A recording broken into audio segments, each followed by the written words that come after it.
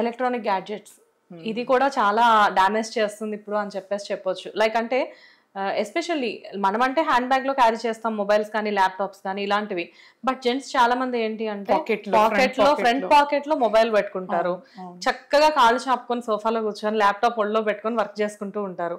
So ఇదొక reason ఏమో. అంటే యాక్చువల్గా ఇన్నర్ పార్ట్స్ అనేవి ఏవైనా కానీ ప్రైవేట్ పార్ట్స్ అనేవి డ్యామేజ్ అవ్వడానికి ఎలక్ట్రానిక్ గ్యాడ్జెట్స్ కూడా చాలా రీజన్ అని చెప్పేసి బయట ఒక అవేర్నెస్ అనుకోవాలా. Is this true?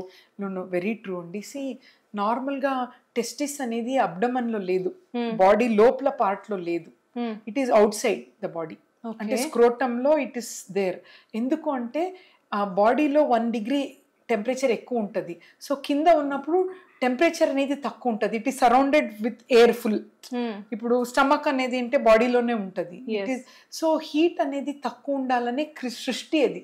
So క్రియేషన్లోనే scrotum అనేది it is outside the body. So ఆ టెంపరేచర్ అనేది మనము సెల్ ఫోన్ కానీ ల్యాప్టాప్ దాంట్లో పెడితే టెంపరేచర్ ఎక్కువ అవుతుంది ఆ ఏరియాలో. కాబట్టి స్పర్మ్కి అది టాక్సిక్ అన్నట్టు. సో ఐడియలీ పిల్లలు లేక బాధపడే వాళ్ళు, లేదంటే normal males who wants to have a kid, ఈ ఫోన్ అనేది చాలా సైడ్ పాకెట్లో పెట్టకుండా కొంచెం దూరం, ఈవెన్ వైల్ స్లీపింగ్ చాలా మంది పక్కనే పెట్టుకొని దే స్లీప్. సో ఇవన్నీ నాట్ గుడ్. ఏ మెసేజ్ కూడా మిస్ అవ్వద్దు అని చెప్పేసి పక్కనే పెట్టుకుంటారు. ఆ బ్యాడ్ హ్యాబిట్ నాకు కూడా ఉంది. అదే సో చూడండి, ల్యాప్టాప్ ఈజ్ ఆన్ నౌ.